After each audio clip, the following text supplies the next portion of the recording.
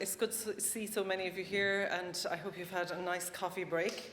It is now a great pleasure to introduce Professor David Horne from the Royal Northern College of Music in Manchester.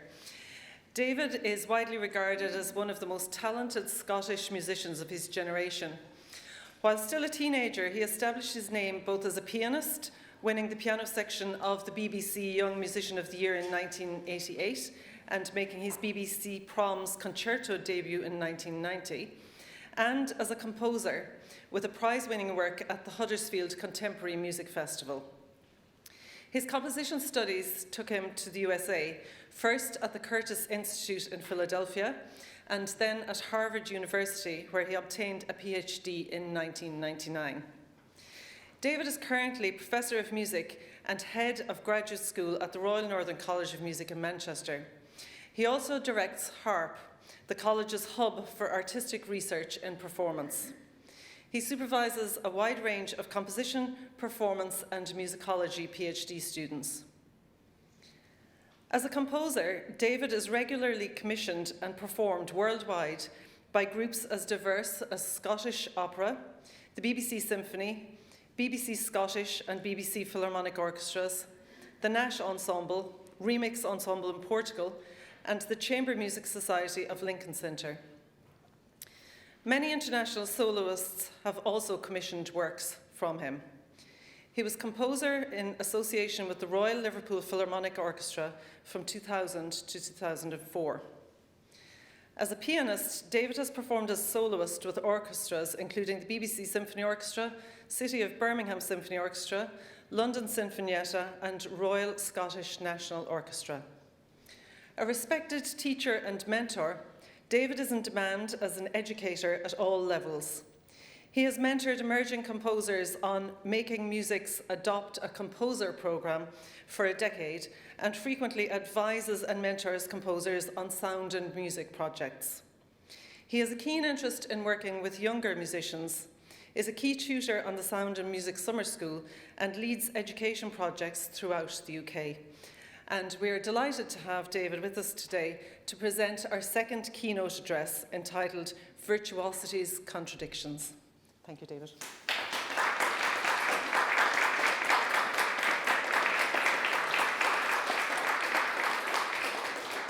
Thank you very much, Denise. Can I say thank you also to Una and Sandra and everyone who has run such a fantastic festival.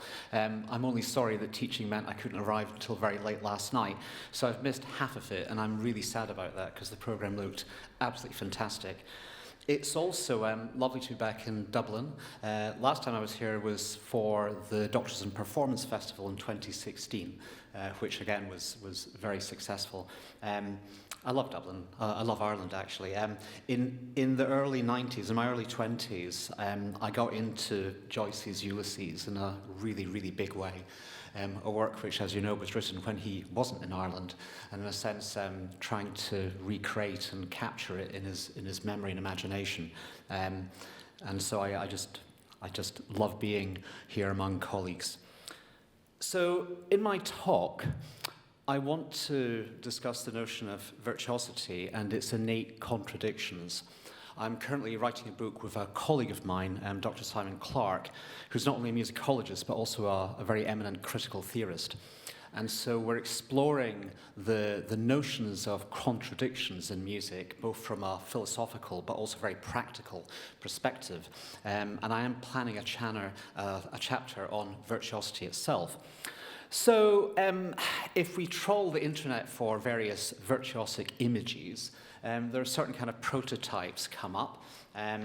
We notice that they're nearly always males, at least being the virtuosic characters, here with their eyes popping out of their head. This is a very famous one of Liszt, of course, ladies swooning, throwing things into the air. Now, Clara Wieck or Clara Schumann was equally famous as a young virtuoso, but when we see images of Clara, they're much more sedate. And obviously we could dwell on this quite a long time. Indeed, most of our 19th century images of female performers tend to have them in rather sedate poses. Here, of course, we could argue it's to do with the use of the camera as well. Much has been written about philosophy, including by non-musicians. Howard is a philosopher. I won't read out the text, but I would notice I am actually a very good typer, but my backhand is dreadful. Now, moving on to this idea that virtuosity is kind of essential in performance, I want to take us through three possible types. Now, I always hesitate to categorize anything because the minute we do that, it's problematic. It's one of the reasons that in pedagogy, I prefer not to be using terms all the time. You know, this type of cadence, that type of chord. They're often spurious and they change over time anyway. Does anyone remember the feminist cadence? Feminist, sorry, that was a very good thinker there. The feminine ending, yes. Actually, I think I will come up with feminist cadence. I'm gonna write an article on that. I would argue there are three types of virtuosity, or if you want to simplify it, three types of difficulty. And I don't think anything I'm going to say now is actually a surprise. I think it's quite a simple concept.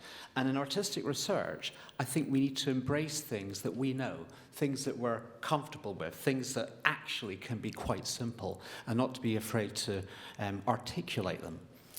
So, as performers, you have all played music or sung music that you know is difficult, that you know the audience knows is difficult. There's a sense, yes, this is difficult. Let's enjoy listening to this. Let's hope you make it through it. But there's this kind of communal sense of the virtuosity in the music making.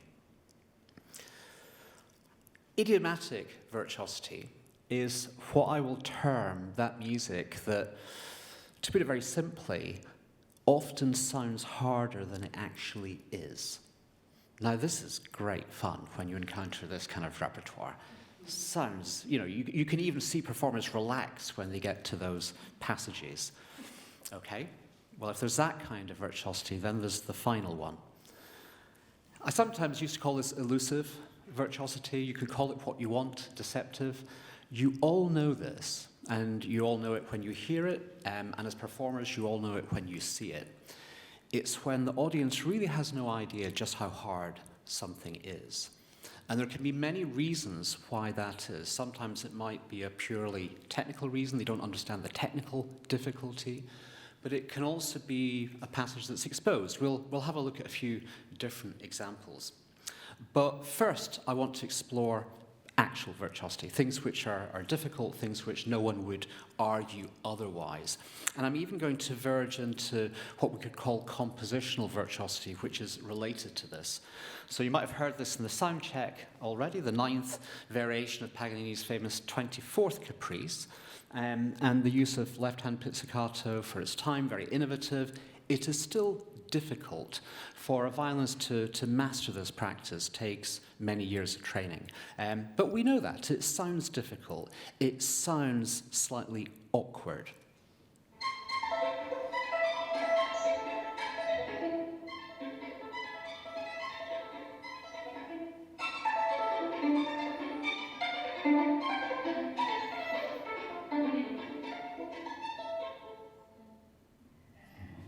Now, notice at the very end, it does actually mark their left-hand pizz, but he plucked instead. Wonderful. It's a lovely gesture. Visually, it looks very appealing. He also does it in quite a subtle way. Another performer I admire very much. These are performers I admire greatly. Here we even have a running score.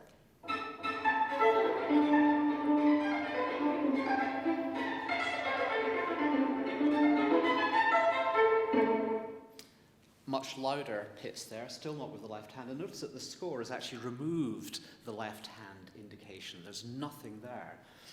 So one aspect that I'm not going to get into too much today is whether or not the actual composer's intentions are what matter here, whether they're ever paramount. Paganini died 2 centuries ago. He doesn't really care how someone is going to interpret his music. Nevertheless, it's very easy for us to see what the intention may have been. Something which actually 30 years ago would have been very difficult for us to do is now literally just a finger click away on your mobile phone. So you go to the website IMSLP, and you will find Paganini's autograph manuscript there. And we can see the little circle is the left-hand pizzicato sign, and it is there. Now, this is a particular type of virtuosity that actually, if someone was creating a work for the violin, unless they were working closely with a violinist or had a really good understanding of the instrument, it would be difficult for them to do. Very difficult. There are many aspects of the Paganini Caprices which demonstrate and extend violin technique really in very new ways. He was one of the first composers, for example, to use double stop artificial harmonics. That is still considered a tricky thing to do. I'm just segueing, you'll see why in a minute. Ravel's a very well-known Sagan. Now, he did work with a violinist on this piece, but I think something else is at play. If we have a look at this passage, closer look.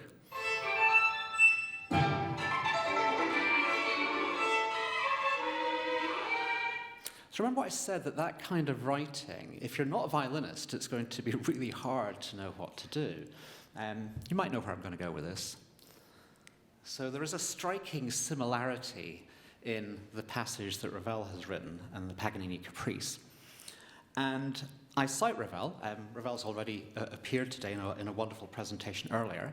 We think of Ravel quite rightly as an orchestrator par excellence, someone who really innately understood instruments and their nature. But he wasn't beyond seeking help. So I've been doing quite a lot of study on this. Now, there's nothing particularly remarkable about those chords from the sonata, but you might notice there are some similarities there. And indeed, I'm going to show you what this book is in a moment. I've gone through much of Ravel's string music, and we find direct parallels with 3- and 4-note chords with a certain textbook. And it's Widor's orchestration manual. Which again, luckily, you can find the English translation on IMSLP. And we know that Ravel had this on his desk when he composed. He referred to it. It also meant, unfortunately, that he made mistakes. So why do you think, looking at a clarinetist, why is it that in Daphnis and Chloe we have a bass clarinet in A? It never existed. It's not a thing. Wagner made the same mistake as well, but the Widor book had it. It also has the wrong ranges of some instruments. So it's not just the string sections of this book, which are absolutely fascinating. It's a treasure trove. I don't think I've got the time. Someone seriously needs to write a monograph on the link between Widor's book and Ravel's music. Turn to the page of the oboe. Now, pianists who are familiar with Ravel's repertoire may recognize this oboe passage.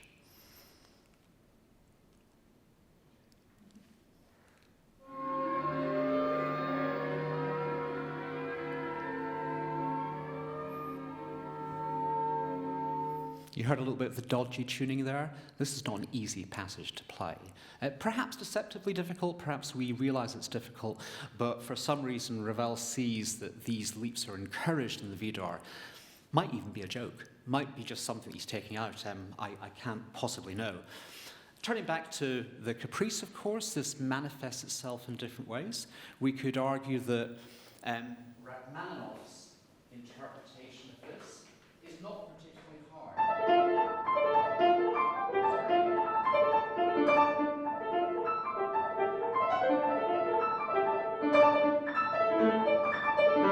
And so on. And I really should have warmed up, but that's fine. So here, this is not an example of virtuosity. No one's going to hear this thinking this is amazingly difficult.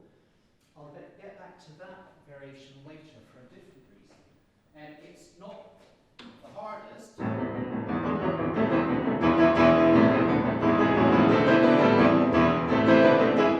But it has that sense of grandeur, it's impressive. And this has a direct link to one of the Paganini variations, but perhaps with a misunderstanding of it. So now that we're on the piano, there are certain pianistic idioms that when we hear them, we think, oh, that's impressive. So repeated notes would be one of them. So something like this line.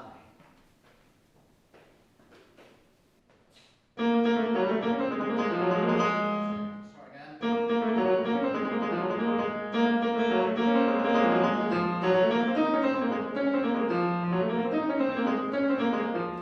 Now, as an 18-year-old, I actually preferred not to use the fingering there, but to go, in other words, you do the whole thing with the right hand. Now, I'm not the first pianist that did it that way. Why did we do it? Because it's quite impressive. You feel the sense of the physicality of the keys. Another work that does something similar that you probably don't know is Paul Benheim's Toccata. Does anyone know this? I'll tell you something really interesting about this. I first heard this on a collection of classical recordings my parents had in the 70s, and I loved it. And so in the late 80s, I got the music for it. And I'm going to play you how I heard it on the recording. And indeed, if you want to search YouTube later, you will find other recordings like this.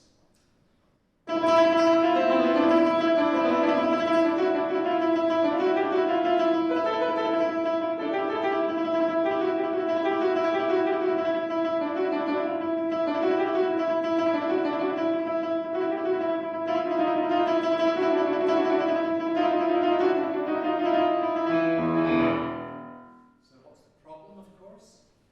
It's actually PP. Legere. That's difficult.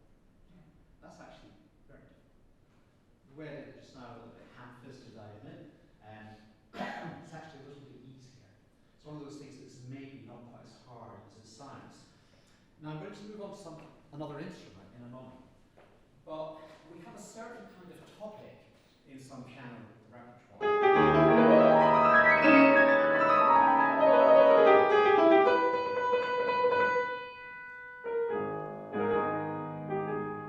So in Liszt's second Rhapsody, where's this coming from? Quite striking, isn't it? And actually, in 19th century piano figurations, although Liszt uses it, it's relatively unusual. We could argue it's a reference to an instrument like this, the cimbalom. So I now just want to go a little bit into the cimbalom and some of its idioms, which are fascinating from a virtuosic perspective. The cimbalom is an instrument for a composer that you cannot write for unless you've got a really good idea of how the strings are arranged, because it's nothing like a piano. It's not even chromatic. So we do have chromatic lower octave and a fifth, but then if you have a closer look, it becomes, here that's fine, and then there almost becomes random. I mean, you really need to know where notes are. Now, not enough research has been done into how much Liszt knew about the cimbalom, but what's really interesting is that some of the melodies in that particular Rhapsody fit quite nicely on the cimbalom. Now, is that because he knew about the cimbalom, or is it because he heard music played on the cimbalom and remembered it? Probably more likely it's going to be the latter, but it's definitely quite a nice treasure trove. Other composers as well, a few other Hungarian composers come to mind. So the fact that on the cimbalom we have this tetrachord, all of these notes together. There are at least 8 works I can think of by Kurtag that uses this type of melody. This is a string quartet, so not even a cimbalom, but there's a reference to it. This is from his children's piano pieces, the games, Jatekok. Again, kind of playing with that idea. Just so we can check, if we have a look at something like Bartók's First Rhapsody, this gliss here in the cimbalom part corresponds exactly to the positioning of the strings. So that's of interest. It becomes of particular interest in a composer like Stravinsky. So Stravinsky, you likely know, conceived of nearly all of his works on the piano, which is quite remarkable given how the orchestral works work so beautifully. Peter Hill, for example, talks very eloquently in his book on the right string about how the famous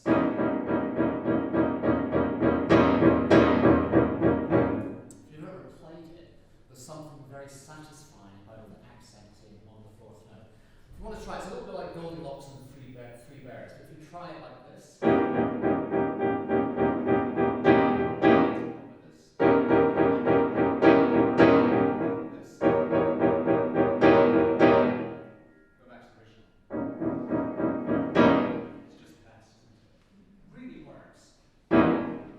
Something else about that chord as well that you would want to know. All of his orchestral music, it's almost as if it was composed on the piano.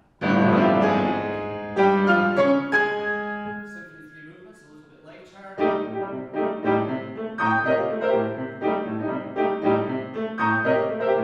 Even the use of the register. So remarkable that it all works beautifully for the orchestra. Well, what if I told you he wrote 2 of his works on the cimbalom? So the first is Keynote.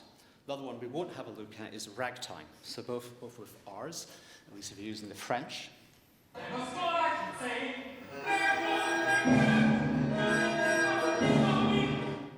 So what's interesting about this is let's have a look at the cimbalom part. And you'll notice that there's a line on the B flat and the G.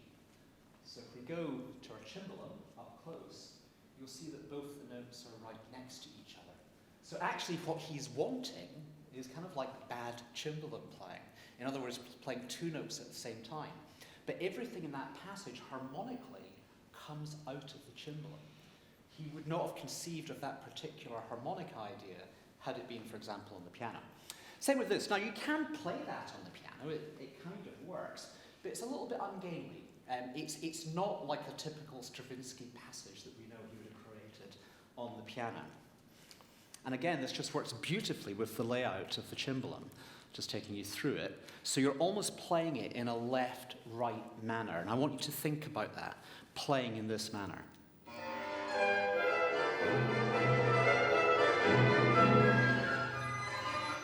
And so on.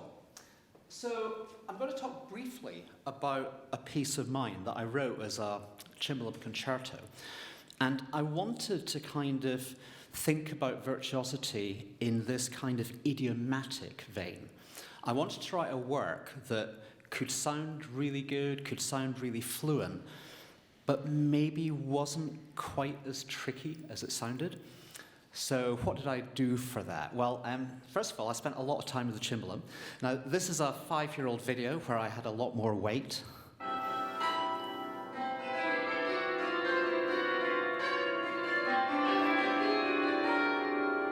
So Tim Williams, the cimbalist and the leader of SAFA, the group that commissioned it, allowed me to essentially play on his cimbalom for hours and hours. And I really felt after a while I had a sense of, oh, yeah, this will work. And I wanted to write a piece for Tim, who's a wonderful player in every respect, but I wanted to write something that was actually quite straightforward.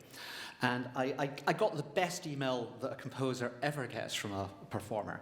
I got an email from him once he was playing through it saying, he simply just almost sight-read everything and was amazed at how easy it was to play, and that was never an experience he'd ever had. Now, don't get me wrong, I'm not suggesting to either performers or composers that this is somehow a template for composition. It was personally something I was interested in the same way that it's clear, I could spend 10 hours talking about Reynard by Stravinsky. Every single theme comes from the cimbalom. Every single chord. It's extraordinary. He clearly conceived of everything on the instrument. And that's why Reynard and Ragtime, as musical works, are fundamentally different harmonically to everything else that Stravinsky wrote. If we've got time, there are plenty of examples of that. So this is the opening of the work. I'm not arguing at the moment it sounds particularly virtuosic yet. I actually have another work called Virtuosic Instruments, but I'm not going to talk about that. Simply put, everything that we hear comes out of these gestures in the cimbalom, and absolutely everything is designed to be played left-right. That's the simplest way to play tuned percussion. It's the same thing with marimba or xylophone or vibraphone. If there's a passage that can relatively easily be played left-right, it facilitates things. As I say, I'm not telling anyone that that's how you should write for the instrument, but for me it was a restriction, and a really fun restriction. It also meant in this piece that every musical idea was emanating from what worked naturally on the cimbalom. So I'm not arguing that's original. Stravinsky's already done it, of course. I'm just doing it again. And I think that no two pieces are going to be the same, obviously. So all of these gestures just coming out of the cimbalom.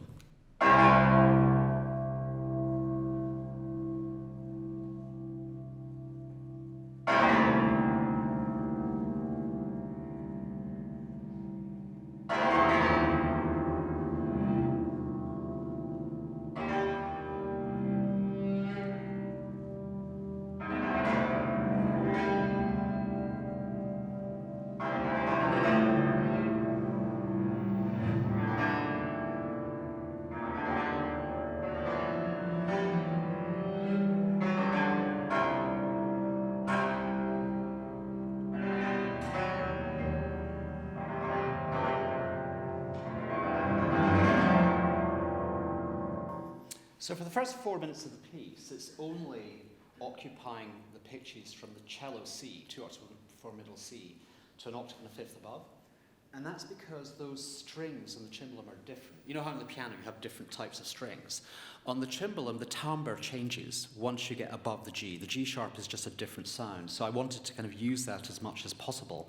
And this is where it first goes above that. But meanwhile, the rest of the ensemble are following what the cimbalom is doing.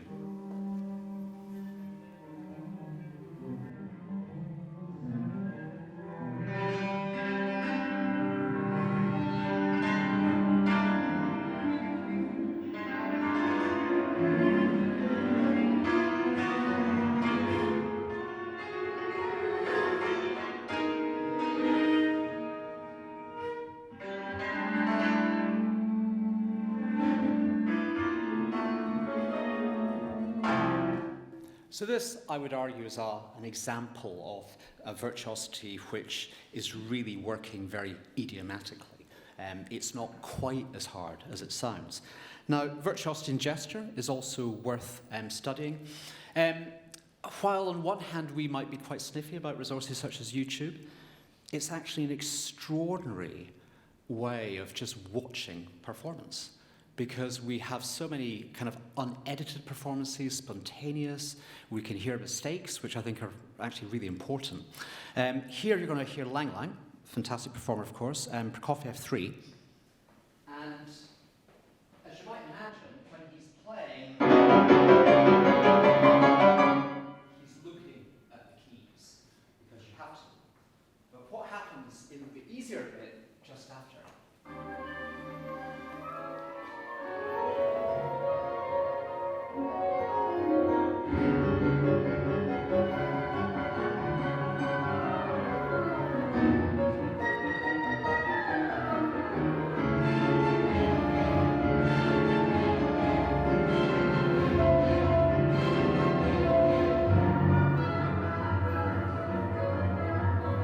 It looks really great, but actually that's not adding anything at all. Now, this is really embarrassing, so I would often use a video like that in a performance presentation class, and we'd all have a laugh at it, and isn't it really, really funny? And then I was going through some old videos of yours truly, and I found this. I'm 19 in this one.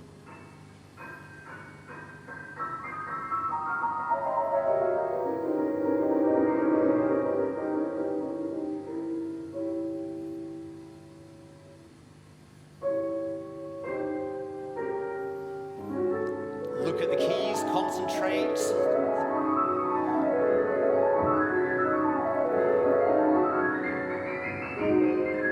Here comes the easier part.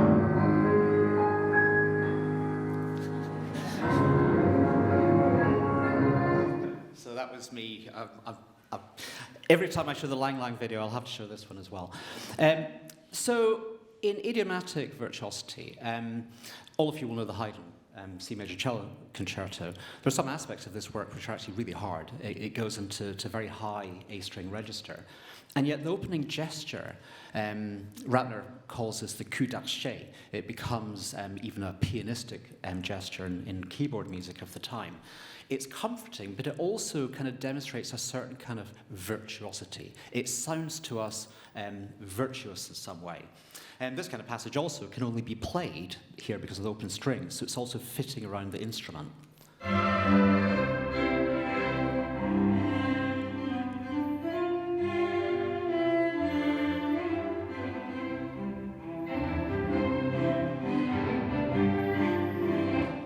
And that kind of idea of string crossing is taken by other composers. Here, Britten, in the Cello Symphony, is doing something very similar.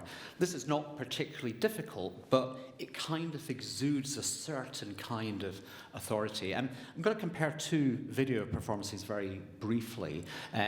Both very fine cellists. I enjoy the performances, but Capuçon beginning, there's just something about the kind of laboured way in which he's playing these chords, which is a bit odd.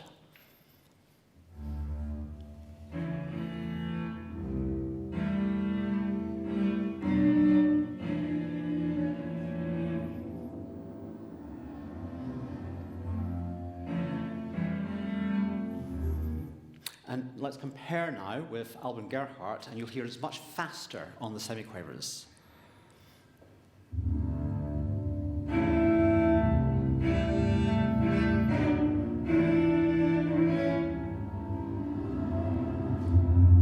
And there's probably a good precedent for that, of course, Rostropovich, who premiered the piece with Britten.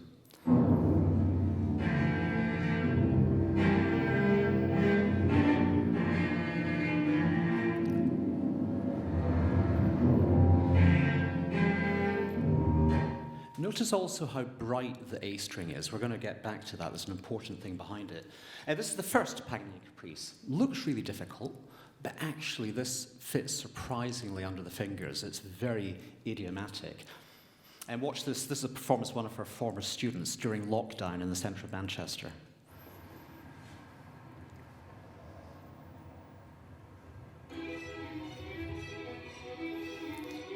And notice that the fingers are barely moving. It's really about the bowing arm. Now, I don't suggest that this is easy, certainly not, but it's not nearly as hard as it sounds. And this kind of string crossing is frequently used, including in orchestral music. Prize if you guess what that is. That's Wagner, Die Walküre, Act 1. And there's a particular passage here where this very warm sound of the viola string crossing is beautifully kind of supplementing what's happening in the dramatic narrative. Even the use of the open A string is really thoughtful.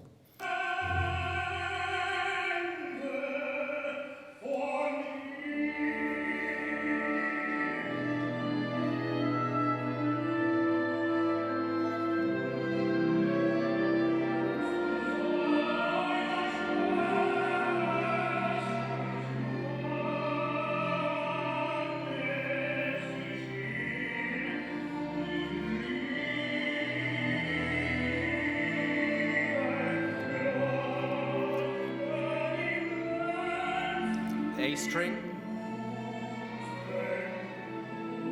So it's just a wonderful passage. Then after that, all of the string section comes in. Now, of course, Wagner intended that you wouldn't see the orchestra, so in that sense you don't get the dramatic sense of how it looks, but we do get it in the sound. Moving on to just some other kind of brief examples. So you'll all know this, the finale of the Weber Second Clarinet Concerto. I was talking with one of your colleagues and we agree that it's not that hard. Now, the fact that you're having to cross the break, a little bit tricky, but you know, clarinets, you deal with that kind of thing all the time. And all these wonderfully glorious passages, they really fit under the fingers.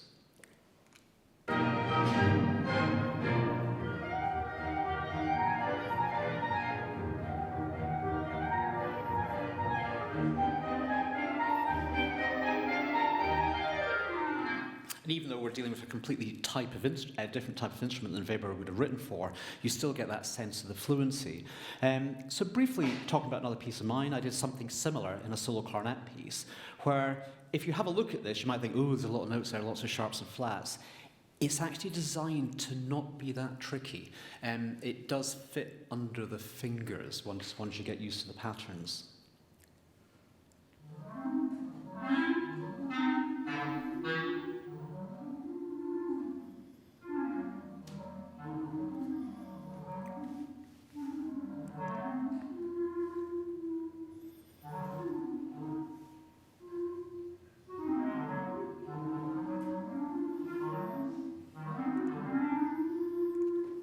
Now, one of the wonderful things about the clarinet in its lower register is between the low written E and the G a tenth above, any tremolo is actually doable. It's not only doable, it's easy. No other wind instrument has that capability, so that's just a good tip. But it's something that I play with throughout the piece. Now, again, I'm not arguing this is an easy piece necessarily, but here I'm playing with certain kind of gestures. The leaping, for example, the very ending, where you're going from one of the highest notes you can play to the lowest note you can play.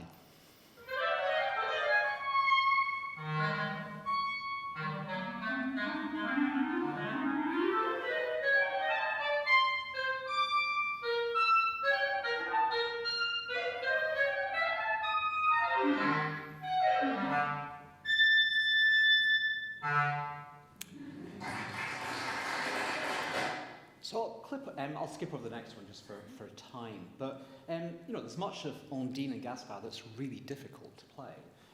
I would argue, and if anyone plays this, you might agree with me, that's not the most difficult passage. It fits actually really quite nicely, and you just see people relax when they're playing this. Okay, deceptive virtuosity. Let me begin with what might seem a very simple example. Again, I'm thinking about the cello, a bit fixated by it. That's a really... Any cellists in the room? Right. It's perfectly playable, but is that your favourite chord to play? Right. Some of that fifth, it's just a little... And yet we ask ourselves, why is it there? Because Elgar was a consummate violinist. He's a consummate string player. So sometimes our understanding that, you know what, maybe it's meant to be a bit awkward, can be quite useful for us. Now, I won't take you through all the chords, but remember that A string I was talking about before and how bright it is? So notice that he's using it there, then it switches over to the same A. He writes a crescendo. And it might be he writes a crescendo because he thinks that a cellist will draw back from the A, because it's a little bit embarrassing. It's so bright. You know what I mean? It really sticks out. And if we go to the autograph, he clearly means it. It's not an example. So now for the first time you're going to hear a recording. I'm not going to say who it is. It's a great, great cellist.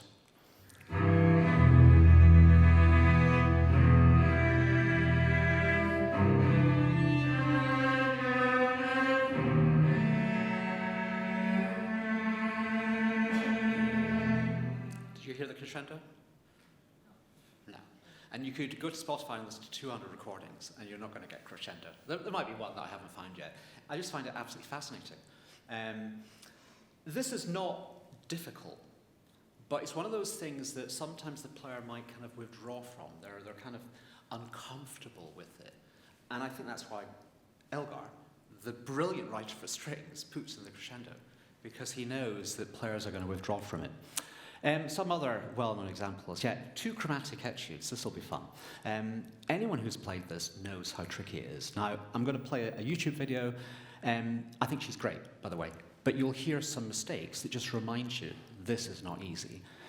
But the audience have no idea, and that's because they have no idea that you're having to actually finger while holding these notes. It's almost hampering your playing. You just want to kind of go like that. Scales are easy, aren't they?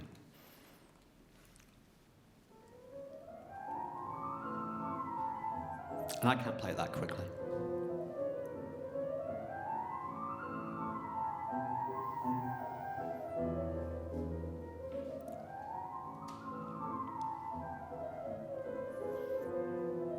Now, I don't think an audience thinks it's really easy, but for example, the first etude is just immediately much more virtuosic sounding.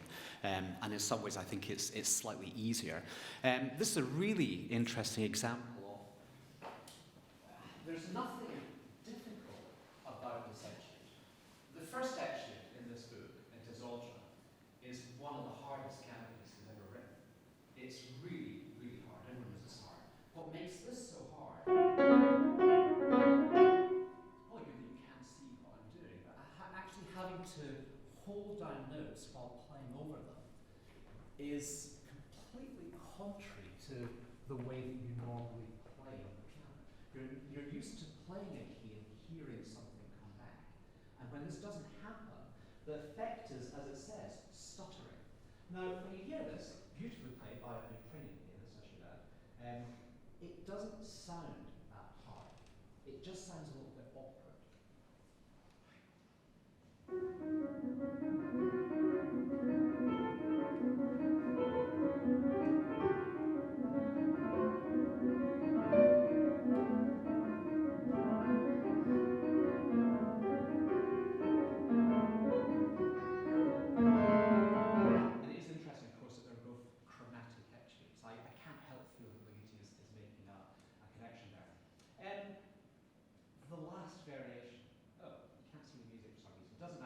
You all know it. You're going to see the music in a moment.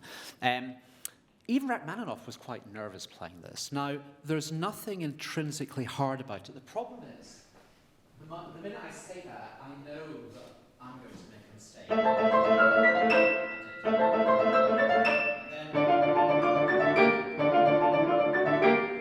I've got it right 3 times out of 4. That's not too bad.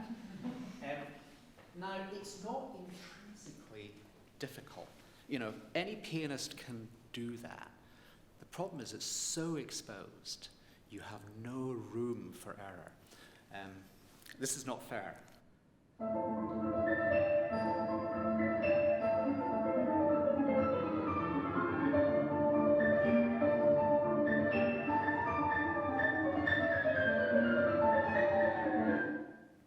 Juja, wow. I found it, I've got it now. It's the only time you will ever hear her make a mistake. Extraordinary. Now, seeing as this has got Gergiev conducting, I'm proud to play it and make fun of it. So this is amazing. This is actually a commercial recording.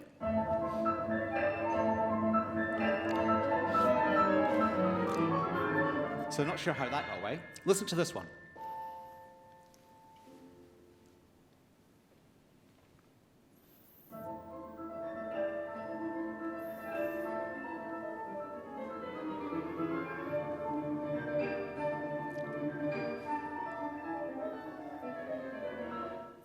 So you might think that what I'm doing now is very cruel, but I'm not.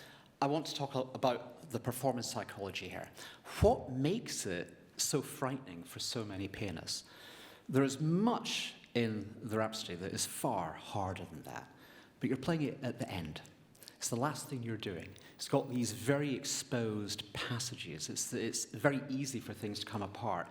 I don't know if you know where this is from. I'll give you the context. So this is Un Tien-Su, and it's from the Tchaikovsky competition in 2019. Now, you play 2 concertos. He was playing Rag-Pag, and he was playing Tchaikovsky 1, right? He was told he was playing Tchaikovsky 1, but the orchestra thought he was playing Rag-Pag. Now, had they got that mistake the other way around, he would have been fine. But of course, the problem is that Rag-Pag, orchestra, boom, in. Watch what happens. Have a look at his face.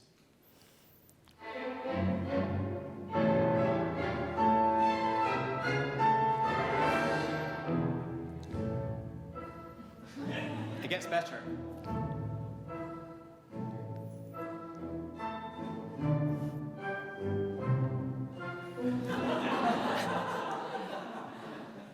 So, and it's actually, you can watch it on Medici TV, it's a really good performance. But just to kind of contrast with that, here he is playing the last movement of Tchaikovsky 1 when he knew he was going to play it.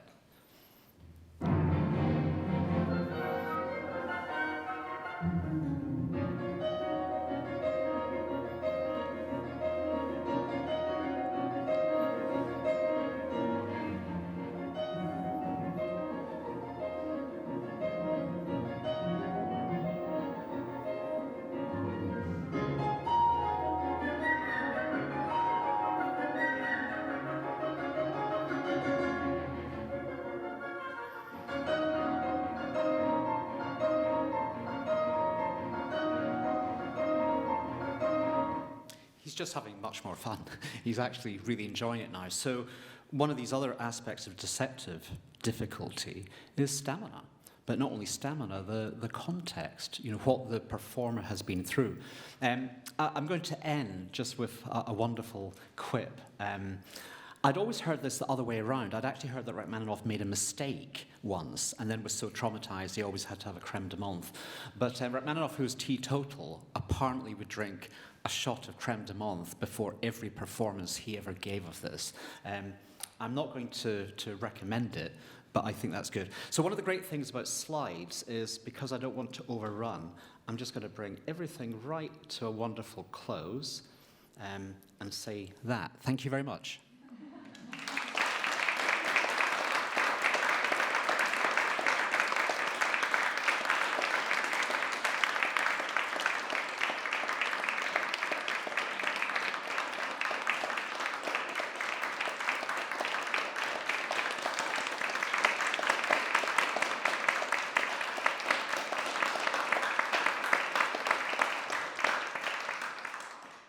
you so much, David, for a wonderful presentation. There was so much packed in there in such a short space of time, and it was just so enjoyable to see what you've done and how you've put things together, and I look forward so much to seeing the results of all this in the book with Simon. So it's something to look forward to for definite. Does anybody have any questions or comments? Yes, David. Yeah, thank you very much, David. It was really fascinating. This may be a stupid question, but I'm wondering, do you think that sometimes composers are pre-programmed to write virtuosic music?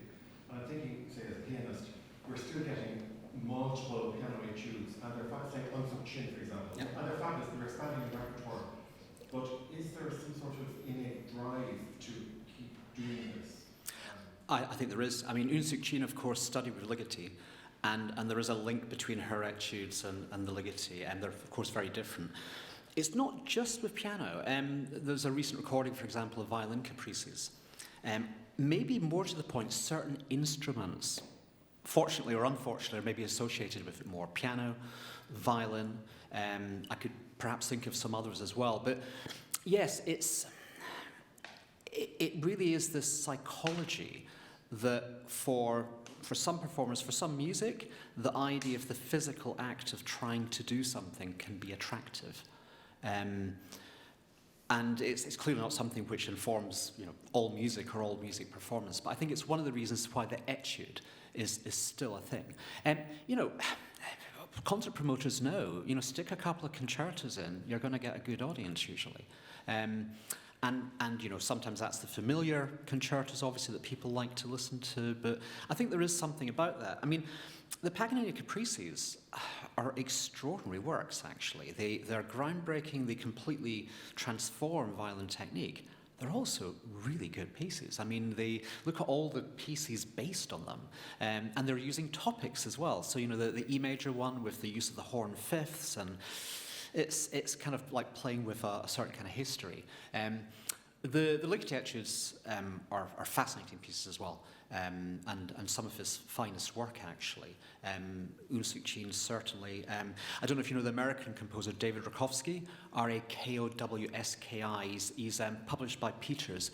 He's written, I think, 100. Yeah. I mean, huge. He wrote one, they're always personal. He wrote one for me, and it's called Horned, get it, fifths. Yeah. He's got one called Schnotzage that you have to play with your nose as well. It's really great fun. He's written several piano concertos as well, but I know he's very interested in the virtuosity. Yeah, it's a good question. That was really interesting, thank you. I wondered, my project is working with lots of different composers as a cellist and helping them to make these more idiomatic for the instruments. And I wondered if you ever, well, you probably have, if you considered whether the performer allows the composer virtuosity, whether you're actually affording them the virtuosity, passing the virtuosity to them by making something that is so playable. It's a really good question. I'm very non-prescriptive in teaching, or even in what I like. I mean, I love music, which is actually really difficult, and probably the composer doesn't have a clue how difficult it is. But I think if you were wanting to work with a composer and kind of demonstrate to them, oh, this really works nice, have you thought about that? It might be a very useful way of them getting into the instrument. It could be a way of discovering it, actually. So for some composers, it could be very creative. They could find things that they hadn't thought about before. I mean, I think it's fair to say that in many composer-performer collaborations, there is already that element taking place, trying things out. I would also say that for me, either as a performer or as a composer, intentionality is the most important thing. So if a composer writes a piece that is tricky, that they know it's tricky, for me that's their artistic decision, and I trust them. I think they've got a good reason for it. That said, quite often you will find, when a composer has realized something was tricky and they didn't know it was tricky, they've sometimes changed it. So that can happen as well. I'm not even arguing, I mean, I personally don't think a composer needs to really know an instrument very well to write effectively for it. I think some of the most interesting keyboard music is written by people who have no clue how the piano works. It just happens that their imagination kind of makes interesting things happen. But I definitely think it could be a really fascinating project. And I definitely think that composers would appreciate it. But I also think it could be a really useful resource if you're thinking of making an output. You know, if you have some kind of website where you're actually showing the process, these things work really well. The thing with the clarinet, for example, during lockdown, I worked very closely with friends of mine, including Anna, actually, although that piece wasn't written for Anna. And I went through every tremolo I could think of, and on the flute as well. So I've got all the information, you know. And it was really fascinating. And the thing is, what I was interested in was not only can you play it, but how does it sound? So in my piece, Phantoms, I want them all to sound easy. You know. Interesting, Stravinsky knew that as well. In Pribautki, he writes a low fifth trill, and then also in the Cat's Cradle songs, he does something similar. It just works beautifully. So clearly, he'd worked with someone. So yeah, I think it's definitely worth trying, but I wouldn't want anyone to think that I think the same thing should fit for everyone. I think that intentionality is more important. And of course, you can read very interesting articles on, say, the work of someone like Brian Ferneyhough, who is, you know, clearly pushing the limit of what can actually be played. The only thing I would say about that is that I think this kind of valorization of accuracy can be a very problematic thing.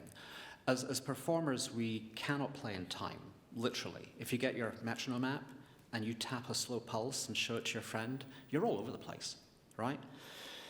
We cannot play dynamics because they're relative. If you're a singer or a violinist, you can't play in tune because every note's different.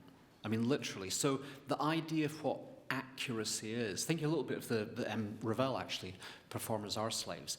Every performance, even if the composer thinks, oh, that's very close to what I wanted, could be very far away from someone else's. It could be a completely different tempo, for example. Interesting question. David, I think we'll wind it up and say thank you very much. It was most enjoyable, and thank you for being with us at this event. Thanks. Pleasure.